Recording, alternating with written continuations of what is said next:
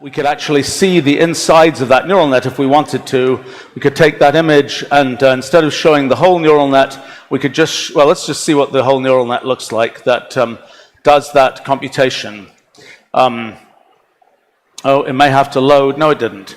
Okay, so there's the neural net, and we can drill down and look at all the innards of it.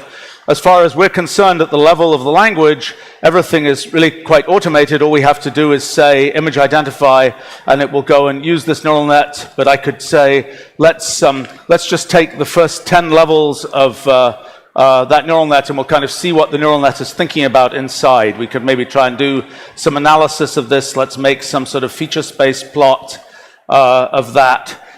Trying to kind of lay out which of those pictures are visually closer to which other one. Well, we could, let's see, we could do all kinds of things. One of the important features of Wolfram language is it knows not only about algorithms, but also about the real world. So we could say something like, I don't know, provinces in Canada, how about that? And this is now, so that's using natural language understanding, then it's going to go to our knowledge base, find the answer to this.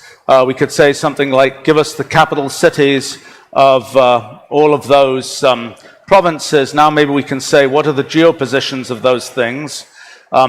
We could say, actually, I'll tell you what, I can just say, make a geolist plot of those positions, so those show the capital cities.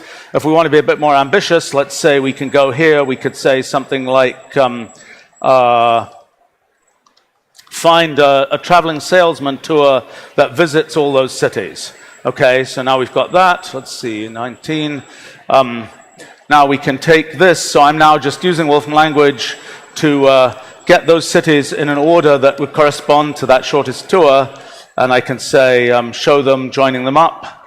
And we should get a nice way of how you have to go to visit all the capital cities. So we can do all kinds of things here. Maybe another thing we might do, let's pick up the, how about we find the Wikipedia page for, well, let's see, Toronto. Let's use our entity identification system to just say Toronto, okay, city. So this should give us the Wikipedia page about Toronto. Oh, it may be rather long. They may also, oh, there we go, okay. And now we can say something like, well, here, let's do a simple thing. We could just say, give us a word cloud of that. And so now it'll show us that. Okay, so needless to say, the most important word is Toronto. Something a little bit more interesting we could do, let's say we take that thing and we say, what countries are mentioned in that in that Wikipedia page. So it's going to go through and try and do natural language processing, and uses our natural language processing and natural language understanding system, and it will try to detect what entities that correspond to countries. I haven't done this before, so I have no idea what's going to happen here. Okay, so mostly, all right, so that's interesting. So it mostly did okay, figuring out what these countries would be, and we could, for example, we could just say, let's try something like geohistogram of that, and so this should give us a histogram on the Earth, I hope, of these various different countries. Unless something went wrong, like that it had to access something from the web. Oh, there we go. Okay, it wasn't too exciting. So this gives some idea of what types of things we can do in our language. There are things you can sort of access all sorts of things in the outside world. I don't know. We could say, Microsoft price or something, and we'll get the stock price for Microsoft. We could perhaps say, if we want to, we can go ahead and say, give us that over a time range, let's say now minus 1 year to now, and this should give us, a time series of, oops, what did I do wrong? I did the wrong thing here. Well, let me not worry about this right now. We can get a time series of this, or let's say, for example, let me do something else that would be sort of a real-world accessing thing. So let's say we want to get the most recent block that was mined on the Ethereum blockchain. So we can say blockchain-based Ethereum.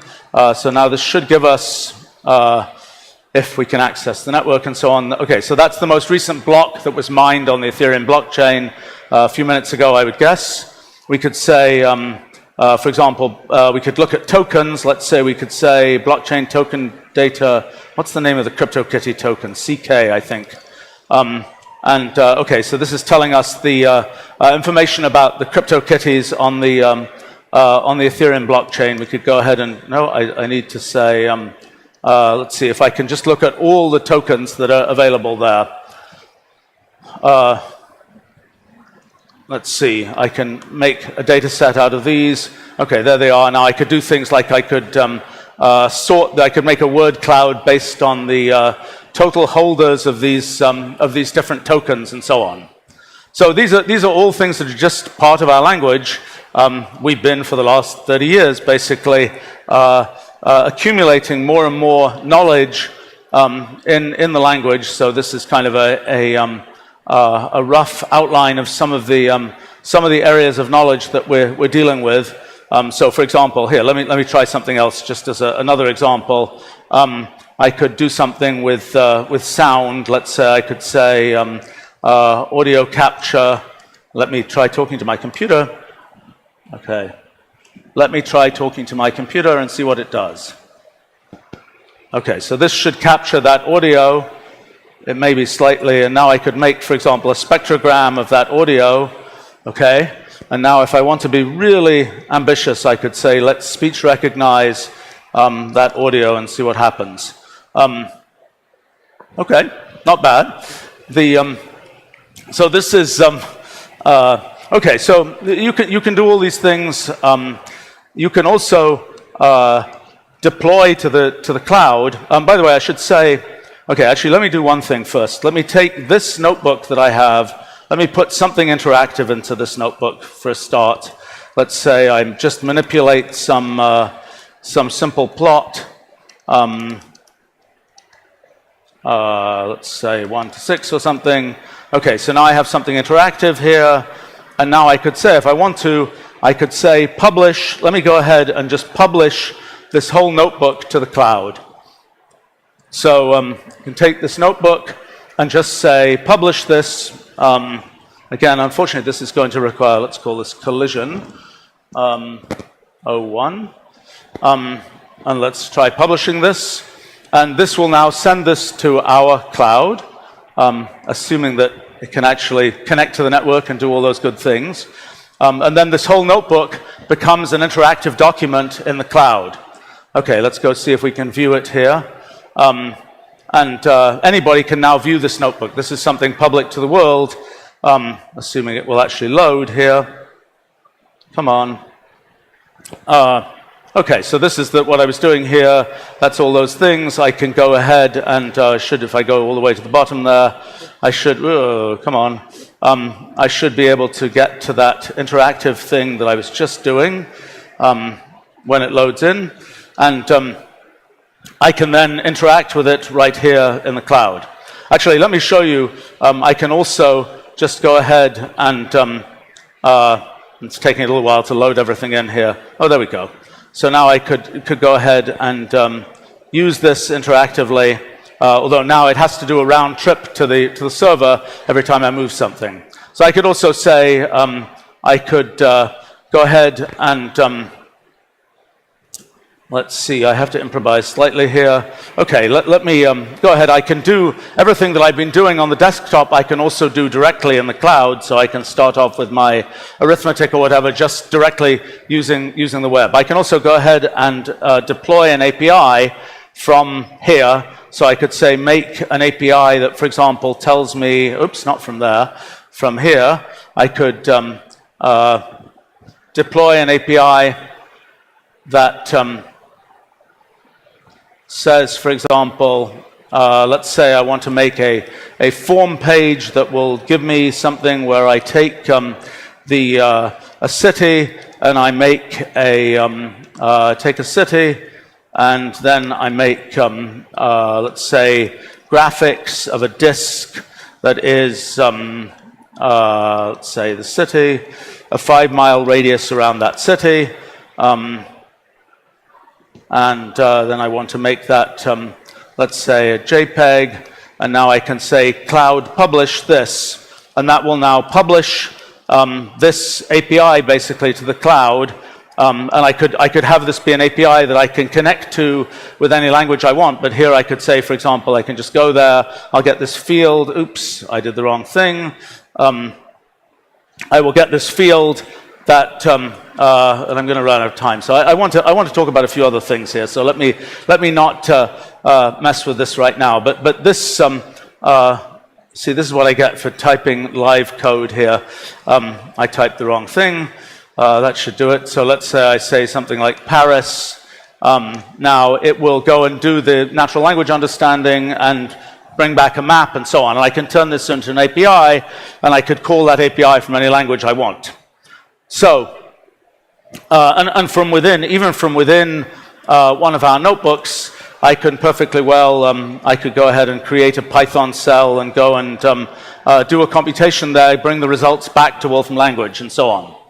Okay, so the point of this language is to have a language that can represent not just pure abstract computation, but also things in the real world, and that can really take you to the point of being able to describe anything in the world computationally. And there are lots of implications of that. As one very simple thing, there's sort of a way of presenting your work, which is make a computational essay, so you can fill in, you know, this is, let's say, this is about, this section is about audio, and then we're doing something here, and so on. And we can go ahead and do that. We can kind of publish that as a notebook to the cloud, so anybody can use it. They can then make their own copy, edit it, and do computations with it. The other thing, another kind of thing, so it's this idea of kind of having a language for computational thinking. I think it's a pretty important idea. It's something that traditional programming languages have not aimed for. This is something that's sort of taken, building up this whole kind of stack of computation and knowledge in our language to be able to do this. It's something, you know, if you think about it sort of historically, sort of an interesting analogy from what happened in mathematics. About 400 years ago, mathematical notation was invented, all those plus signs and times signs and things like that. Before that time, when people wanted to do math, they had to write it all out in words, and that was a big pain. Once mathematical notation got invented, you started to be able to have more serious mathematical thinking about things, and areas like algebra and calculus and so on got invented and brought us much of kind of modern science, exact science, and engineering. Well, so similarly in today's world, sort of computation is the paradigm that's of interest, but we don't really have a good notation for computational thinking. That's what I've been trying to build with Wolfram language for a long time now. And I think what does computational language, what does this full-scale computational language enable in the world? One of the things is it enables kind of a computational X for all fields X, whether it's computational archaeology or computational zoology. We now have kind of a notation and a language that allows you to do things in those areas that, and to actually talk about, you know, I don't know, battles in the Civil War, for example, and have, and actually have that mean something, and have one be able to do computational work in terms of all these different kinds of things in the world. So one of the application areas for this, in addition to being a really good thing for kids and everybody else to learn, but one of the application areas might be of interest to people here is in computational contracts. One of the things of interest that's sort of been stimulated by blockchain and smart contracts and so on is the idea of having computational contracts that represent, instead of in legalese, represent in computational language what one wants to have happen in the world. And our language is kind of the thing that you have to use if you want to represent sort of real things in the world. So there are all kinds of interesting things about sort of the computational contracts that you can build up in our language. Kind of one of the important ones is like the contract with the AIs, so to speak, defining things like AI ethics in terms of computational contracts, an interesting kind of thing. Okay, well, I said there was something new today. So the new thing that there is today is our language has been widely used in R&D and education for decades now. There's site licenses for it at basically all major universities in North America and so on. It's also increasingly in recent years been used in production settings in large-scale software stacks and large-scale enterprise deployments and so on. But it's always frustrating to me that I'll run into people at a show like this, and people will say, I've been using your technology for education, R&D, whatever, for years, and now I'm a software developer, and so I don't use it anymore. Well, that's really frustrating to me, because I think a lot of people here should be using our language, because the things you can do building on the language are very dramatic relative to what you would otherwise be able to do. I mean, I see it in the following kind of progression, that sort of back when computers first existed, 60, 70 years ago, it was just the raw computer and you programmed it in machine code. Then there were the early languages like COBOL and Fortran and so on. Then eventually there were operating systems on computers, and when you walked up to your computer, you could expect that it would have an operating system running on it. Later on, you got networking, then user interfaces, and so on. What you don't have is computational knowledge. You don't have kind of the full-scale computational language as something that you can take for granted when you create things. And you can't take for granted that you can do natural language understanding, or that you know about geography, or that you know about chemistry, or whatever else. So the idea of our language is to provide that layer of kind of ubiquitous computational intelligence, and one of the challenges is sort of how to deliver that in lots of different places, and you'll see a bunch of announcements coming up, but one of them that happens to be today is that we have our Wolfram engine, which, let's see if I can find the right thing. Let's see. Hope the... Okay, there we go. This is good. So the engine that powers Wolfram language is now the version of it that you can connect to as a raw engine is now available freely to developers. And you can get to it in all sorts of ways. You can get to it on the command line. You can connect to it with sockets. There's a really nice library for getting to it with Python, where you can basically just treat all the functions of the Wolfram language like sort of extended Python functions, and it will know about converting data types and all that kind of thing. You can also access you can also connect the engine to a web server. You can connect it to all sorts of other things. You can run the exact same code both locally in the engine and in our cloud. So you can, and we also have private versions of our cloud. So you can take that same piece of Wolfram language code that does something amazing, that uses computational intelligence in some amazing way. You can run it in the cloud with an API. You can run it in a notebook in either on the desktop or in the cloud. And now, as of today, you can also run it locally in the Wolfram engine and connect it to whatever else you have in your stack. So kind of the idea is that anybody who has a self-respecting full stack from this point onward should be able to have computational intelligence in their stack provided by Wolfram engine. And that's what's possible as of today. So I encourage you to download it and play with it. And there's a sandbox, a web sandbox for Wolfram language, which you can just start up and play with without downloading anything. And if you want to know more, we have a booth somewhere at this show, Wolfram Research. I think it was 221. I gather it's near the AWS booth.